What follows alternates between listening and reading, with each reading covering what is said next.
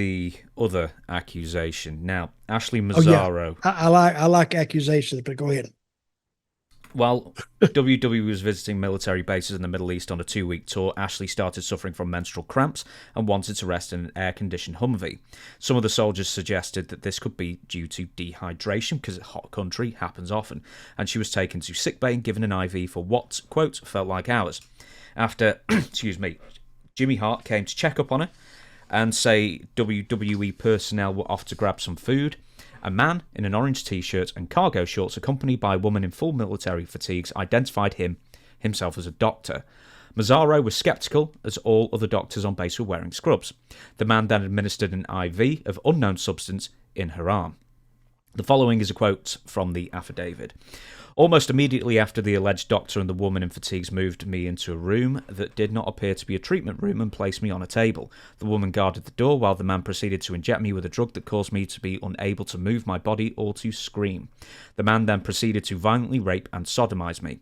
I was completely helpless to defend myself against this attack, as the drug he injected rendered me temporarily paralyzed. Despite being unable to control my movements, I remained fully conscious for every second of the attack.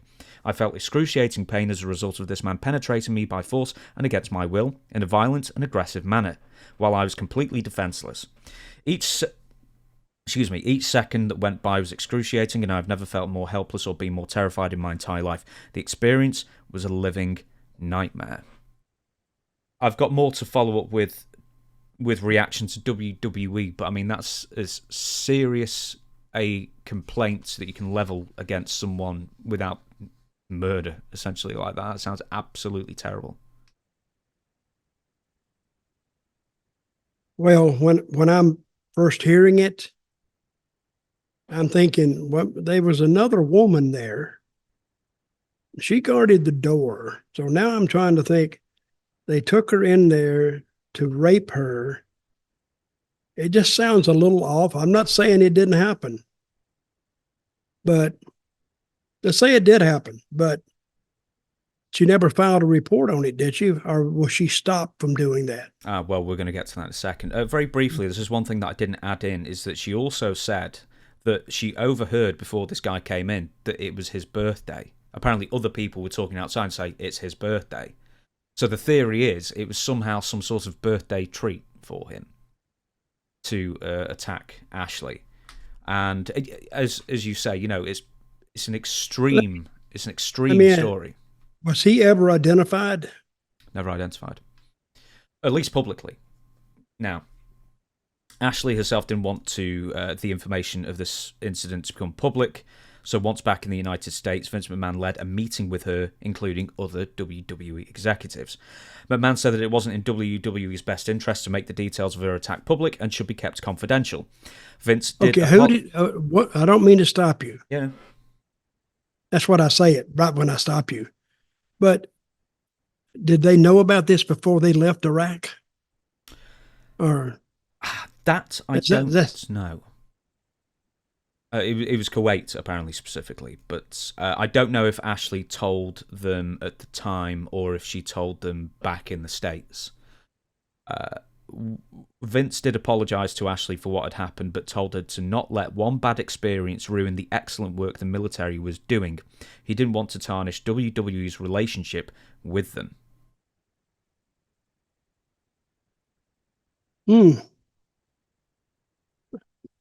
I don't know about that. No, I'm sure. I'm not doubting that's what Vince said. But it didn't happen to Vince, and it didn't happen to his family. So it happened to her. Well, let's just get through this as easy as we can. Mm-hmm. So he was instead of her, he was thinking about business. So if they have this claim, now they have a hard on for WWE and they may not book him again. He was making a lot of money out of that. But continue with your story. So to ensure that this wouldn't happen again, WWE instituted a new policy where a female escort would accompany any female performer who went to the Middle East 24/7. Now, there's a couple more interesting things here. After the affidavit was released, WWE denied Ashley had ever made such a claim to anybody in WWE. At no time, this is the quote, was Vince McMahon or the management of WWE ever informed by Ashley Massaro or anybody else that she had been sexually assaulted, drugged, raped, sodomized by a military doctor with a nurse standing guard while on a goodwill tour in 2007 to US military bases in Kuwait. In fact, this is written badly. In fact, if she ever articulated such a claim to WWE, we would have reported it immediately to the base commander. At no time was there ever a meeting with Vince McMahon, Kevin Dunn, John Laurinaitis, or other company executives in which he told them of such a claim and was instructed to keep quiet. Now, Dave Meltzer, in fact, on Wrestling Observer Radio today, said, Thursday, because we're recording it on Thursday, said that he believed there was an investigation by the Navy into the incident that went absolutely nowhere. Now, I'm sorry I'm talking a lot here, but John Laurinaitis' lawyer responded a couple of days ago. Any allegations that Mr. Laurinaitis helped to cover up an alleged rape allegation is an outright lie, Edward Brennan wrote to Vice. Johnny, and keep in mind, this is all in the same two sentences, Johnny, like most upper-level management at some time, became aware of the allegations and ensured all proper WWE protocols were followed, including privacy for the alleged victim. We object to the use of the term cover-up, as no such plan or plot ever took place to hide or assist the alleged rape. They just released something in 2017 where they said it didn't happen, and she never complained, and now the lawyer's saying it did. He's using cover-up. He's convicting them as he's talking. I'm going to tell John Laurinaitis, if you're hearing this, you need to look for a different lawyer. This lawyer, he's going to get you cooked before you get there. Shut up. He's using the words of the cover up. Of course it's a cover up, and he didn't know about it. Everybody knew about it. Except me, I didn't know about it. No, but I did know some shenanigans was going on. I didn't know any details, nor did I want to know any details. Because the more you know, it's not good for you to know all that stuff. So I tried to stay away from it. Now this lawyer, says upper management, including Johnny Ace, were informed of the incident and followed WWE protocols. The WWE protocols of being what? Not saying anything. Apparently that's all the protocol was. It's... How he contradicts himself within the same small paragraph is almost impressive. It is impressive. So, but hey, what are we talking about here? The WWF world, and it's bizarre. It really is. The story doesn't end there. So there's two more things I've got to mention. Laurinaitis' confirmation of management's knowledge corroborates the account of Fernando Rios, the former WWE doctor to whom Massaro reported the rape. Excuse me, burping. Who said that he reported the incident to management. So now we have a doctor who's confirmed that Ashley reported it. The doctor said that he reported it to management. So lots of people in management knew. But the... Francisco Rio. Yes, or Rios. Rios. Well... I don't know how you could go and investigate that unless you took charges. Mm-hmm. And the doctor, would he keep records of that? I suspect he would. Absolutely. Yeah. And once again, let's use the lawyer's own words. We object to the use of the term cover-up, as no such plan or plot ever took place to hide or assist in the alleged rape. Apart from when WWE released... a statement saying that Ashley had not told anyone, and this is the first they're hearing of it, which is patently untrue. Back in 2022, this is a few years after Ashley passed away, Paul London said the following: I do remember specifically many times when she would be crying to me because Vince McMahon was propositioning her to fly on the jet with them, London said. Kevin Dunn would be telling her that she has to fly on the jet with them. Every now and then they'd always put the divas up at like the TV hotel or whatever. He'd be knocking on her door and trying to get her to answer.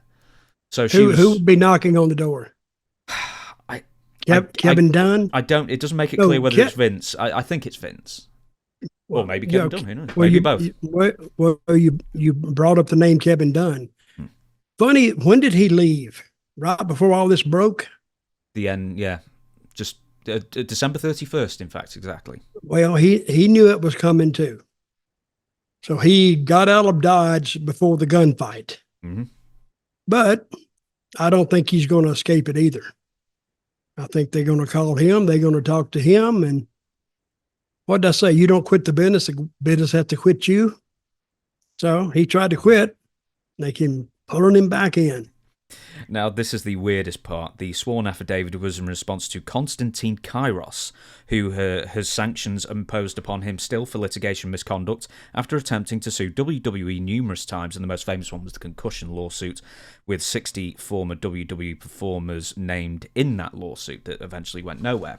Then, almost a year after Ashley's sworn affidavit was signed, WWE claimed that Ashley had apologised to WWE, the company, and said that her case had been poached by Kairos and the legal battle had got out of control fast. Quote, Kairos refuted WWE's claim that Massaro emailed WWE saying, she was being represented by me, he said. She never withdrew from the case. She never stopped being my client, and her case is currently pending. It's not a credible statement that she sent an email refuting the case. What a strange... Who did that? Who did that? Ashley Massaro is apparently, a year before she died, a year after releasing the affidavit, has claimed by WWE that she wrote to them and apologised. And then the lawyer says that never happened. Somebody's not telling the truth here. No. I wonder who that could be.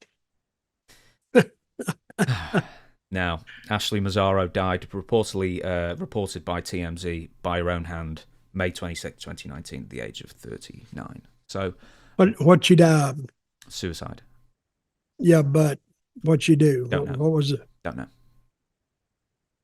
I hate that. I didn't know that girl, but I've heard a lot of people talk about her. Very likable young lady, but I think that's what they look for. They look at somebody who has a kind of a shy, bashful background, and they work on them because they can control them easier.